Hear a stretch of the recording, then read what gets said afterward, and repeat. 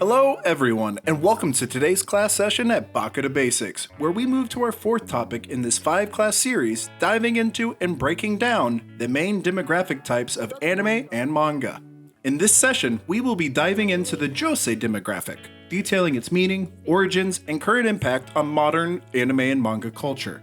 So with that out of the way, I'm Summers from Baka to Basics, and this is Introduction to Josei. Class is officially in session. Similarly to our last session about seinen's relationship with shonen, the Josei demographic can be viewed as the more adult-focused version of its younger counterpart, shoujo. The word Josei literally means woman or female in Japanese. But when it comes to anime, it isn't exactly talking about the sex of the characters, but rather its demographic. In a previous session covering shoujo, we talked about how they are primarily focused on young girls as the audience, with stories that center around the interpersonal relationships of the characters, and the emotional aspects that go along with them. Josei is basically the same thing, but for girls and women who are no longer in high school. The typical reader of Josei manga or watcher of Josei anime is a woman who is somewhere between her late teens and early 40s. One of the main aspects that distinguish it from shoujo is that Josei will typically portray a realistic romance, with all the struggles and problems that come with one, as opposed to the more idealistic romances that we're usually finding in shoujo.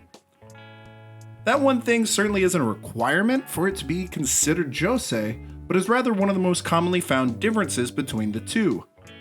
Unfortunately, Josei just isn't really a genre that has gained a ton of popularity in Western audiences, and so many of them tend to remain untranslated, at least when compared to other demographics.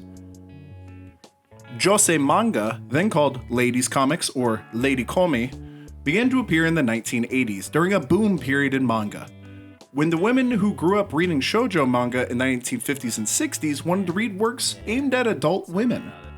The first ladies comic magazine, Be-Love, was printed in 1980. There were only 2 ladies comics magazines being published in Japan by the end of 1980. However, there were over 50 by the end of 1989.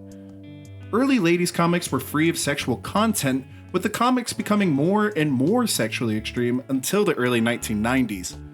Manga branded as ladies comics have acquired a reputation for being lowbrow and dirty, and the term Josei was created to move away from that image. Despite Josei's limited appeal at times in the West, there are multiple mainstream anime and manga that count as Josei. Some creators have managed successful careers creating multiple Josei titles that range in genre and style. Paradise Kiss by Ai Yazawa got an anime adaptation of the series in 2005 with a total of 12 episodes, and parlayed that into a live-action version, which was released in 2011. Another of Yazawa's works, Nana, follows the lives of 2 ostensibly opposite women, both named Nana, who become roommates in Tokyo and grow inseparable. However, their relationship is jeopardized as the harsh realities of adult life take shape. Other popular Josei titles to find some traction in the West include Princess Jellyfish, Usagi Drop, Eden of the East, and Chiha Yafuru, with all of these titles getting an anime adaptation and translation at some point.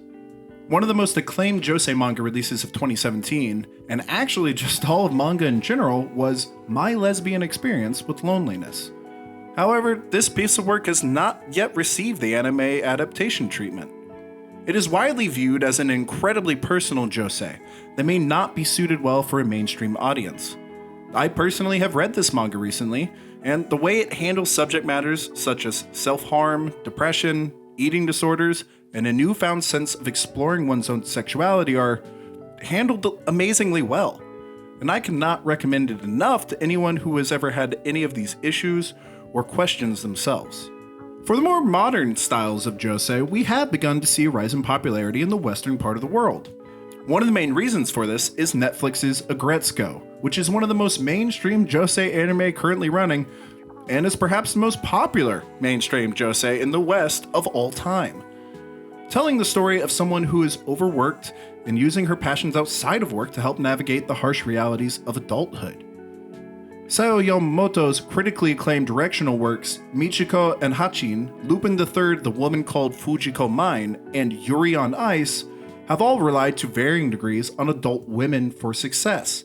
However, while there are many successful Josei titles, many now than seemingly ever before, there are surprisingly few of them in comparison to their rival demographics. Josei manga and anime deserve our attention. I will admit that I had personally slept on many Josei titles in the past, simply because they aren't tailored to me. But every time I give one a chance, I find myself being amazed by the storytelling and the raw character interactions that these works tell compared to those of other demographics. Josei isn't as big as shoujo. It's not as action-packed and easily accessible as shonen, or as highly regarded by many in the community as a lot of seinen works tend to be.